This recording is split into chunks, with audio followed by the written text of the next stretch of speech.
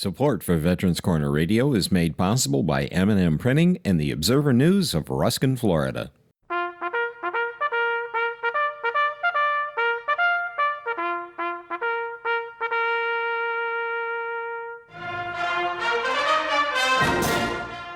Welcome to Veterans Corner Radio, a show dedicated to providing information to all those who have served our country's military and to their families.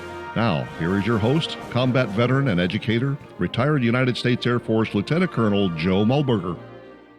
Ladies and gentlemen, welcome to today's show. You're listening to Veterans Corner Radio. I'm your host, Joe Mulberger, and today we have a very, very special individual, a high school student. His name is Connor. Connor, welcome to the show. Tell us a little bit about yourself. Where were you born? Where are you at now? Hello, sir. I'm Connor Nicol. I'm a 17-year-old junior at Winnicott High School in Hampton, New Hampshire.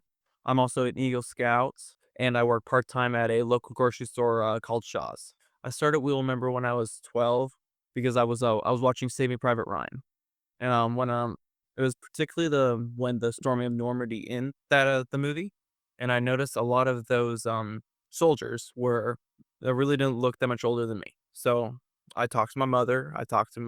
We talked about it. I did some research, and I learned that a lot of them really weren't that much older than me. Now that I'm 17, and it turns out a lot of them were just about my age.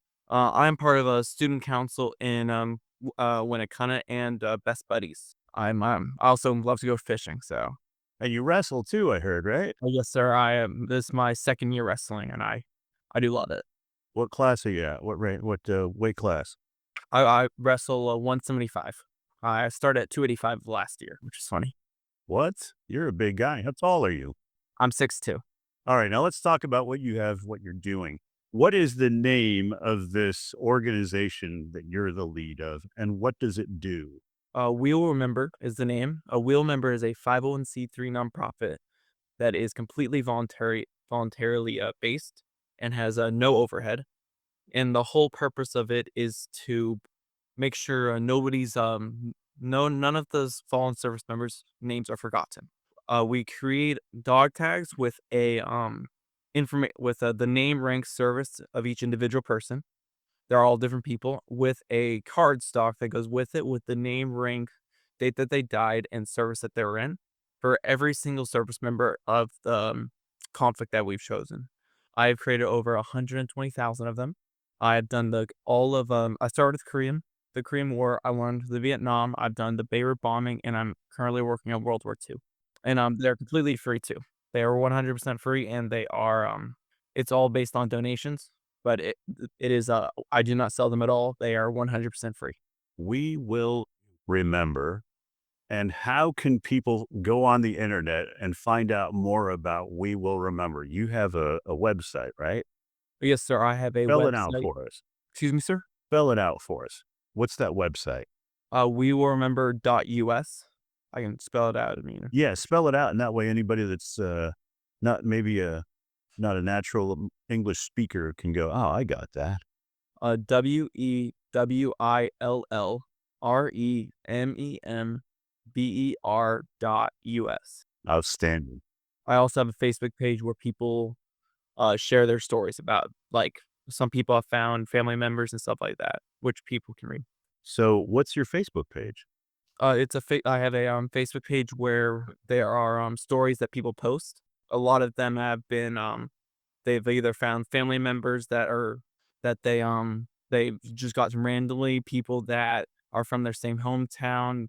It's a lot of coincidence that have happened, and people share them, and they talk about how much they love it. There is Purple Heart Mother, stuff like that, where they just share all Gold Star Mothers that they just share all about their stories, and a lot about that. So if I go on to Facebook, where will I find your Facebook page? What's it called? We Will Remember. It's that simple. Yes, sir. Outstanding. Now, you said you started this 5 years ago when you were 12? I did, yes, sir. And it was because you were watching Saving Private Ryan. Is there some kind of military background that you have outside of watching this on TV? My father was a career Marine. He served 25 years in the military, and my mother was is a retired Navy, yeah. Or not retired Navy. She was in the Navy, and What did mom do in the Navy? she was in the shipyard and ship driver. She was a ship driver. Yes, sir. All right. So and dad, what did dad do? My dad was when he started, he was a tanker, and once tanks were taken out of the Marine Corps, he became a planner. Outstanding. So you grew up in a military environment. Are you an only child or are there more I have two brothers, one older, one younger. so you're the middle child? Yes, sir. Now you know the psychology of the middle child, do you? I do not, sir. So they tend to be the forgotten ones, but it sounds like you've managed to elbow them out of the way and make a great name for yourself. Good for you. Thank you, sir. And for those folks that are listening, there's a lot of background that you're not able to see or get across in this interview for those of you listening. But the Nicol family is an amazing family where mom and dad are deeply involved with all of their kids. And it does not surprise me to hear you, Connor, talk about families finding one another because of the cause that you have with We Will Remember. People are finding other family members and they're able to reach out and make connections that they may not have even heard that they had. And it sounds like you may have a story or two to convey along those lines. But before we get to that, tell me, if I send you or go on your Facebook or go on your website rather, or your Facebook page and reach out to you, what's the expectation? Like, is there a dog tag out there that I can look up based off of a fallen military member and it'll pop up and I'll be able to get that specific one? Or is it a random where you just send a various one to an individual? So they are if you just get them as normal, they are clearly random because we do them from from all the wars. We're have completely adopted out the Korean War and are currently adopting out the Vietnam War still and World War II. But you are able to order a specific dog tag. It's just that it's not part of the. It's like it's not part of the initial goal. It's an extra that some people do. So the initial setup was you have really like a lottery. You're handing a dog tag out to somebody, but through happenstance, it turns out people are able to do research on that individual and find out more. Tell us a story about a finding out of more that got back to you. One person ordered dog tags for the members of his platoon that didn't get to come home. His donation helped sponsor a bunch of other tags, and it meant a lot to him to be able to help other people to remember more people, and he was happy to have more people remember his friends with him. A lot of people share stories on the organization's Facebook page, and I tried to send tags to the groups in the state where the names come from. So, like, if someone orders it from North Dakota, I will try to send it from North Dakota, just so there's that chance of somebody can meet maybe somebody, one of their friends or family member or something. I mean, I've done over 100. I've adopted out over 120,000 dog tags, so there's a ton of stories, and there's more. There's likely tons that I haven't heard too, but I try to read all of them. There's a you factor in this. You've got a circle of friends. You're involved in a variety of activities. What is it that your peers, the folks that you hang out with, what's their feedback to you about these activities you're involved in? I don't try to like broadcast it. It's more of a, if somebody talks to me or they find it, I happily share more. A lot of them don't know. The ones who do, I have given dog tags to, and they do the same thing I ask everyone to do. They say the name, keep them in their thoughts and prayers. But I don't go around and broadcasting. I try, that's not the point. Connor, I have an unfair advantage with you. I was once 17 and I remember that time with great clarity. And the fellas that I hung out with were still in contact with one another. And yes, there are folks that are closer to the circle, if you will, and that'll always take place. But there was always at least one or two people that I could go, by the way, this is something that I'm involved in. Those one or two folks that are close to the fire with you, what is their input to you about the activities you're involved in? One of my best friend, or my best friend is come over and helped me sort through dog tags, and he's done his own. He's helped volunteer to make the project happen. He's gone to places and just help get them to more people. And I have a small group of 5 friends who would sometimes go around and spend time with me.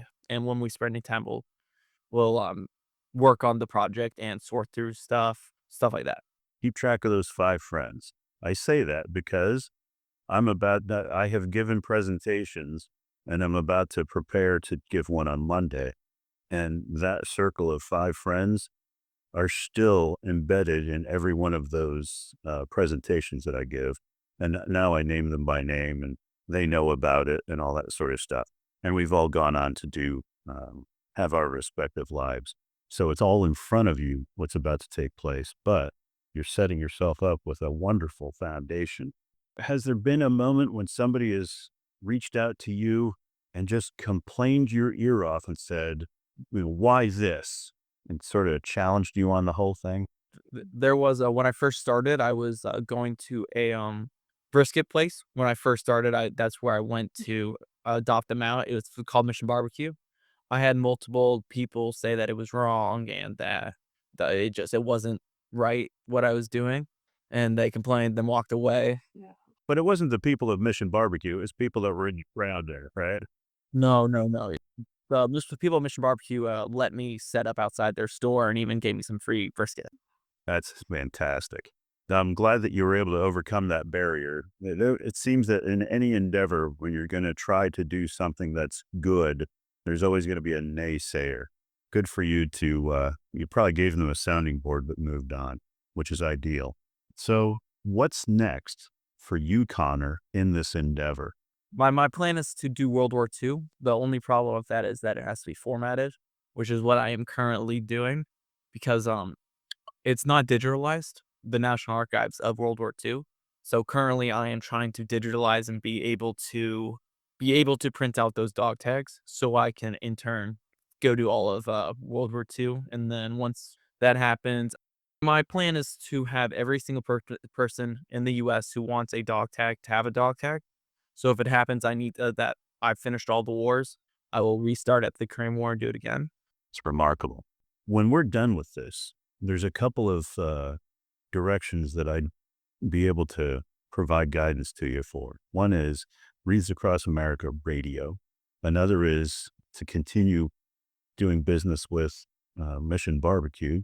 And I am about to interview some folks from Hollywood that have done a documentary about soldiers who have come home from recent conflicts. And with your okay, I'll share your information and your story as a means of helping propagate the good that you're doing. Absolutely, sir. Now, the dog tags that you have, are they strictly for folks who fell in combat, or is it people who have since passed and maybe they're buried in national cemeteries? It is only the casualties in the war. So it goes off the National Archives. It lists every single person who died in that war or was died of wounds or lost in lost in Like whether they're a prisoner of war or missing an infantry? they just didn't come home is the whole they didn't get to come home from the war. There's another avenue. It's called the Library of Congress Veterans History Project, and they may be a wealth of knowledge or a resource for you as well, especially for somebody who watched Saving Private Ryan. Some of the information that the folks garnered for that movie came from the Veterans History Project in the Library of Congress. So anyway, just another opportunity for you, another I will resource. look into that. I'll send you the details. Thank you, sir. I appreciate that. You bet. So, all right, let's tell folks again how they find out more about you. On the internet, people go to, it's called We Will Remember, and then spell out that website again. WEWILLREMEMBER.us. And then your handle on Facebook is We will remember St. Michelle. simple as that. Now, tell us about the money that's coming in. I would imagine it comes in spurts, and it's not like a whole bunch is coming in. But I don't know. Maybe you're getting a whole bunch of donors and they're throwing money at you. How's it working? It is mainly individuals who will donate $1 for here. I go to a lot of groups, motorcycle groups, VFWs, and vets. I'll go to American Legions. I'll go to just about anyone who will hear me, and I will ask them to help me adopt out dog tags. And a lot of those people will, when they're adopting out dog tags, have a donations, or they'll give me donations to help me keep the project going. I'm also in 13 museums nationwide, so that's also they'll give out they don't hand them out because I want to make sure that people want them, but they have them available to people who wish to adopt one for free, and they also accept donations. It is a purely donation thing. I mean, Those national museums, are they listed on your website? yes, sir. So folks can go out there and say, oh, I know that museum, and they can go hang out, or can they go to the souvenir shop at that museum and pick up one of your items? I don't know how they give them out, but I asked them not to put them in the souvenir shop just because I don't want people to think they're for sale or they're just a knickknack. Because there's a solid chance that it was a 18-year-old, 19-year-old who didn't have kids and didn't get to come home and finish growing up to have people to remember them. So I've asked them not to put them in souvenir shops or knickknack places, and to make sure that the people who want them really do want them and are willing to keep their name alive, keep their memory. Well, that puts it in a special category. How does somebody go to one of those museums and say, we will remember something about a dog tag and get a dog tag? I believe it's at the front desk. I believe that's where most of them put them. Well, that's good to know. It sounds like you've got regular revenue coming in. You're on a speaking tour of sorts. And from a mail standpoint, if someone's gonna write into you and say, hey, I'd like to have a dog tag, where are you physically located so that they know about how long it would take from the time they put their order in till when it gets to them? I mean, I'm in Hampton, New Hampshire. Okay. But I also operate in my basement, so parents' basement. But I believe it's pretty quick. I mean, we do it more by you can order them through the Facebook and through our website. So I believe, I mean, I've tried to answer them as quickly as I can, depending on what's going on, I'll answer it that day. But I believe I ship every once a week, so it's highly dependent on if they do it right after I already sent something out, or if it's the day after. But I believe it's very quick. Well, let's tell some of our audience members a little bit about Connor Nicol. You're in what grade? I'm 11th. I'm a junior. Do you have an idea of what you want to do when you're out of high school? My plan is to do a Marine Corps ROTC program. My plan is to apply for a Marine Corps ROTC program, and my hope is to be a career Marine like my father. Outstanding. So besides being a gun, because every Marine has a gun first, do you have an idea of what career track you want to follow? In the Marine Corps, Yes. I want to be an infantry officer. So you're going to be a fleet Marine all the way. Hopefully, sir. Outstanding. Well, there's a classic film and book by Pat Conroy. It's a very humor-filled story.